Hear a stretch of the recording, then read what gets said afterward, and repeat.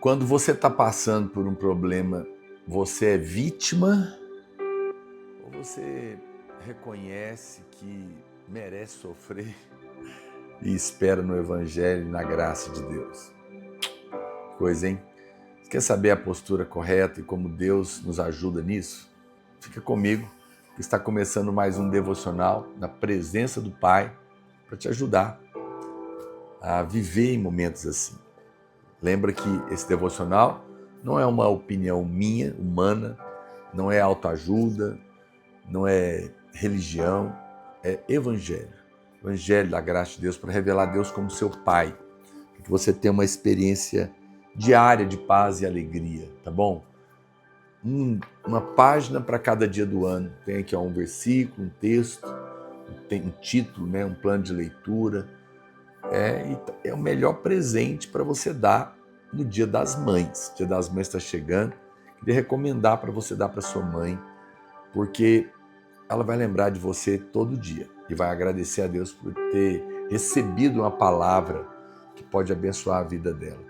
Você quer adquirir? Só clicar no link que aparece na descrição do vídeo, vai chegar na sua casa, tá legal? No final eu vou orar por você, pela sua casa, mas antes lembre-se de se inscrever aqui no canal, clica aqui, ó, se inscrever, acione as notificações e se você pode, venha fazer parte do Clube do Assinante, onde você tem acesso a mais de 1000 conteúdos exclusivos e todo o recurso é revertido para impulsionar aqui a pregação do Evangelho.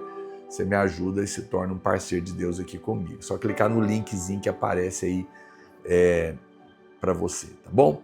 Olha só, muitas vezes nós estamos passando por situações difíceis na vida e acabamos caindo numa posição de vítima, né? De que ninguém se lembra de nós, estamos sozinhos. Mas eu não condeno você. Eu quero apenas te ajudar a sair disso. Quero voltar ainda a compartilhar com você a respeito do profeta Elias, aqui no capítulo 19 de 1 Reis, verso 11. A Bíblia diz assim sobre ele, porque ele também caiu nisso em algum momento. Disse-lhe Deus falando para ele, sai e põe-te nesse monte perante o Senhor. Deus ia se revelar a ele, ele estava ali escondido, fugindo, com medo, Deus ia se revelar a ele. Então, presta atenção na cena. Eis que passava o Senhor, e um grande e forte vento fendia os montes e despedaçava as penhas diante do Senhor. Porém, o Senhor não estava no vento. Depois do vento, um terremoto, mas o Senhor também não estava no terremoto. E depois do terremoto, um fogo, mas o Senhor também não estava no fogo. Que coisa, hein? E depois, um cicio tranquilo e suave. Ouvindo Elias, envolveu o rosto no seu manto e saindo, pôs-se à entrada da caverna. Eis que lhe veio uma voz e lhe disse, que fazes aqui, Elias? Interessante que Deus apareceu também para Moisés lá no Monte Sinai, quando ele deu a lei. Mas quando ele apareceu lá, foi diferente. Não foi como aconteceu aqui. Nessa vez, a Bíblia fala que lá quando Deus apareceu, o monte ficou todo... tinha um fogo sobre o Monte Sinai, ninguém podia aproximar. Mas dessa vez, Deus aparece num vento, num cicio suave. Por quê? Porque aqui não é o Sinai, não é a lei.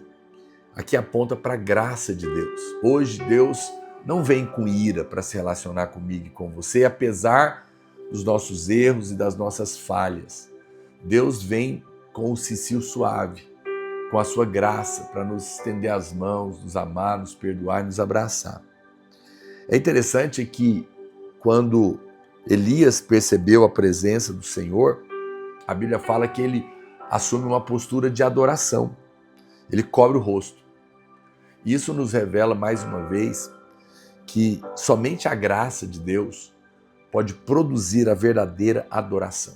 Vamos escrever isso? Pega aí o seu caderno de anotação, escreve aí nos comentários. Somente a graça de Deus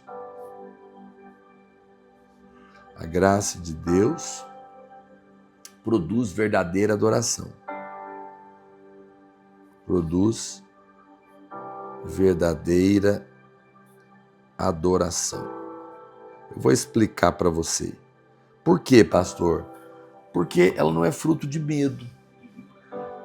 Quando você adora porque você está com medo de ser mandado para o inferno, está com medo de Deus te castigar, isso não é adoração. Adoração é uma relação de amor, é uma relação de graça, de favor imerecido, é um momento em que eu me encanto pelo amor de Deus, que eu vejo o quanto eu merecia ser condenado e fui perdoado, quanto eu não merecia nenhuma bênção e Ele me abençoa de todas as maneiras.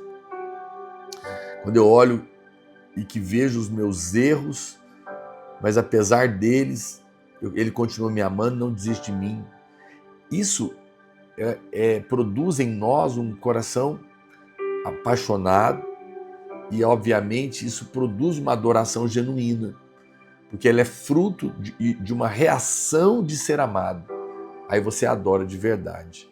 Por isso que todos os dias você precisa meditar e lembrar que você é muito amado, porque isso vai te levar a uma adoração genuína que vai fazer toda a diferença na sua vida. Muito bem, e a graça é tão importante isso, porque na graça nós esquecemos de nós mesmos, nós saímos de cena. A gente não fica falando do nosso trabalho, das nossas conquistas, nossas vitórias, mas todo o tempo nós olhamos para Cristo, olhamos para o Senhor. Mas Elias estava esquecendo disso, aqui em 1 Reis, capítulo 19, verso 14, ele responde a fala de Deus com ele.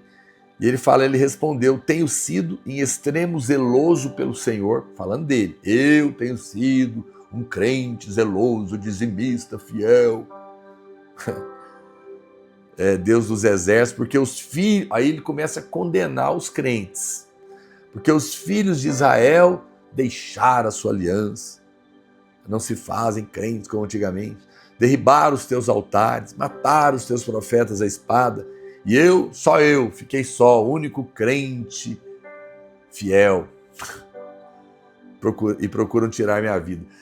Vitimismo. Já viu essa cena em algum lugar? Hoje em dia, é isso aqui que acontece. O tempo todo, gente falando mal da igreja, falando mal de pastor, falando mal de crente, tudo hipócrita, tudo atrás de dinheiro, atrás de bênção, não são crentes coisa nenhuma, não se sacrificam. Você vai ver um monte de Elias que caiu na justiça própria, mesmo Deus tendo aparecido para ele com graça, condenando os irmãos. Todas as vezes que você fala mal de alguém, fala mal dos irmãos, fala mal do pastor, fala mal da igreja, você está no espírito da condenação. É o espírito que Elias estava aqui. Todas as vezes. E isso é muito ruim, porque quando você está debaixo desse espírito, você perde o favor. Está me entendendo? Você perde o favor. Deus não pode abençoar pessoas que estão debaixo desse espírito de acusação e de condenação. Elias por 3 vezes acusa o povo. Deixaram a aliança, derribaram os altares, mataram os profetas. E por fim ele acha que só tinha restado ele. Amado, não caia nesse espírito da justiça própria. Justiça própria é isso, é quando você acha que merece alguma coisa porque é bom. Eles se achava bom, fiel. Isso produz orgulho no seu coração, porque você se gaba, como ele estava se gabando. Em algum momento você se rebela, porque se eu sou melhor, eu quero o lugar do outro. Foge disso, porque tudo é a graça de Deus. Elias estava achando que ele era insubstituível. Olha que estava à beira da rebelião. Só eu fiquei, ninguém presta e eu sou fiel. Uau, que coisa horrorosa. É por isso que a pessoa cai no vitimismo.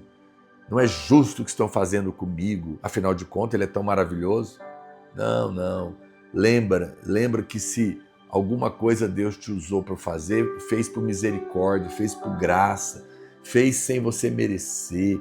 Rejeita esse espírito, para de condenar os irmãos, a igreja. Olha, muito cuidado quando você fala mal da igreja, porque a igreja, certo ou errado, e com todos os seus defeitos que ela tem, eu sei que ela tem, ela é a noiva de Cristo. Eu não aceito ninguém falar mal da minha mulher. Mesmo que ela esteja errada, eu vou corrigir ela dentro de casa, mas não aceito. E você acha que Deus aceita alguém ficar falando mal da noiva dele? Eu nunca vi ninguém ir para frente na vida falando mal da igreja. Eu não estou passando pano para os erros da igreja. Deus corrige o seu povo em amor, mas não abençoa quem fala mal dela. O espírito da lei, o espírito do ego, do orgulho, é esse aqui, de Elias.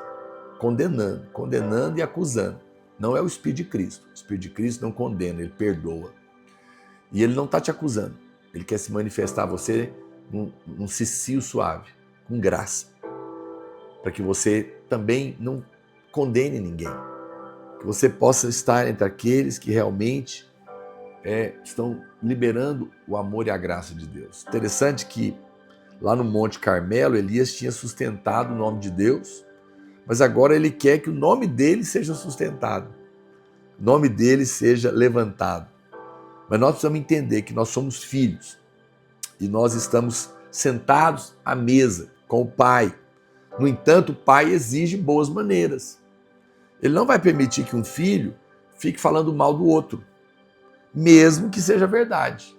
Mesmo que seja verdade. Não cabe a nós condenar os irmãos. Esse não é o nosso coração, o nosso espírito. Elias chega a dizer que ele era o único que tinha perseverado. Mas, para surpresa dele, o Senhor disse para ele que ainda tinha mais 7.000. Elias aprendeu algo muito sério na caverna, que você e eu temos que aprender. Aprendeu o quê, pastor? Aprendeu que ninguém é indispensável ou insubstituível. Sempre haverá mais 7.000 para o nosso lugar. Por isso é melhor manter a humildade. No momento em que ele começa a realçar a sua própria importância, Deus manda levantar um sucessor para ele. Elias era humilde, apesar desse momento dele. E ele foi e ungiu Eliseu no seu lugar, porque a principal lição que Deus quer nos ensinar é a humildade. Vamos escrever isso para a gente encerrar? Escreve assim, a principal lição que Deus quer nos ensinar é a humildade. Todo mundo escrevendo, escreve nos comentários. A principal lição que Deus quer nos ensinar é a humildade. Esquece disso não, porque dessa maneira não vai faltar favor para você. Bem, vamos orar? Coloca seus pedidos aqui. Lembra-se que eu vou salvar essa live e assim que eu salvar, deixa um comentário, dá um joinha, um gostei. Não dá um não gostei, não. Pega o link, manda para todos os grupos de WhatsApp, abençoa a vida de alguém que você ama, tá legal? E lembre-se de se inscrever aqui no canal, clica aqui, se inscrever, se torne aqui um associado meu, me ajude a divulgar o evangelho. Quando você assina a plataforma, o meu canal, todo o recurso a gente usa para divulgar a pregação, tá bom? E você tem acesso a milhares de conteúdos.